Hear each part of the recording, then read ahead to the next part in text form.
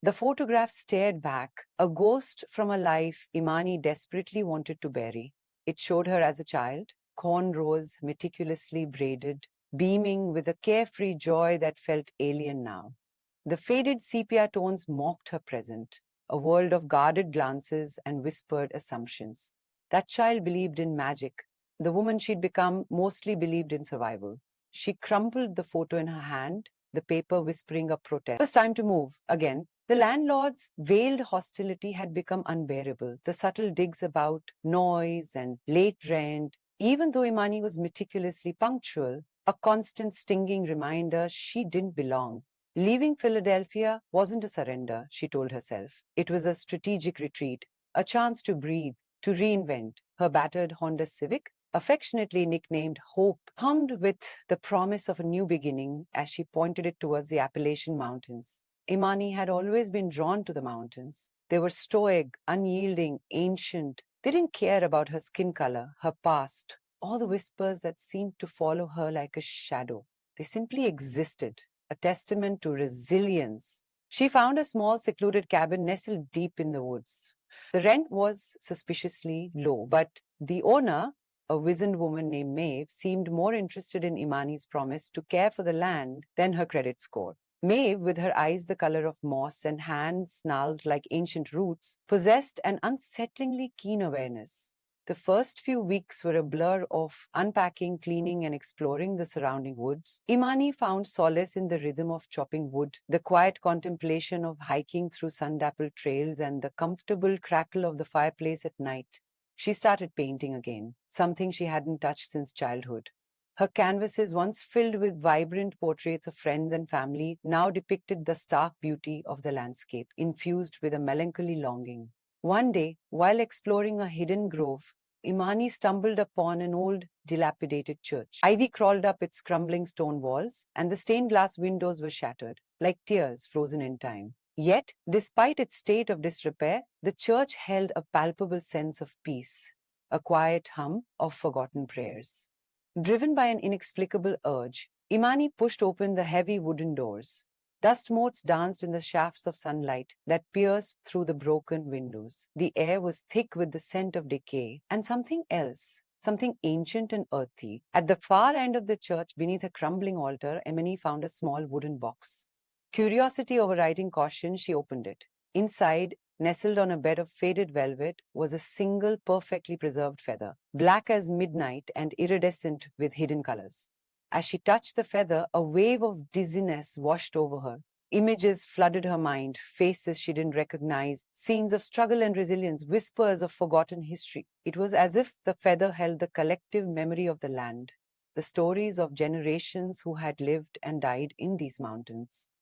Imani learned through fragmented visions and whispers in the wind about the history of the small black community that had once thrived in these mountains. They had escaped slavery, seeking refuge in the wilderness, carving out a life of freedom and self-sufficiency. They had faced prejudice and hardship, but they had persevered, building their own church, their own school, their own world. But their haven had been shattered. A fire, deliberately set, had destroyed their homes and their church, scattering the community to the winds. The feather, Imani realized, was a symbol of their lost heritage, a testament to their forgotten struggle. Haunted by these visions, Imani felt a profound sense of responsibility. She couldn't let their story be forgotten. She started researching the history of the Black community, poring over old documents and interviewing the few remaining descendants who still lived in the area. She discovered the name of the church, Mount Zion. The community was called Freedom's Ridge. Their leader, a woman named Ilara, was revered for her wisdom and her unwavering faith. As Imani delved deeper into their history, she began to understand the true meaning of resilience. It wasn't just about surviving, it was about honoring the past, preserving the legacy of those who came before. She started working to restore the church. It was a daunting task, but she was driven by a newfound purpose. She cleared away the debris, repaired the crumbling walls, and painstakingly pieced together the shattered stained glass windows.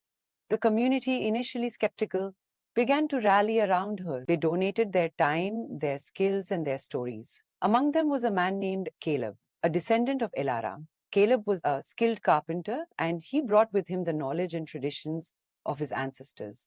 He taught Imani how to work with the wood, how to respect the land, and how to listen to the whispers of the past. Together, they transformed the church from a symbol of ruin into a beacon of hope. They planted a garden in the churchyard filled with flowers and herbs that had been cultivated by the original community.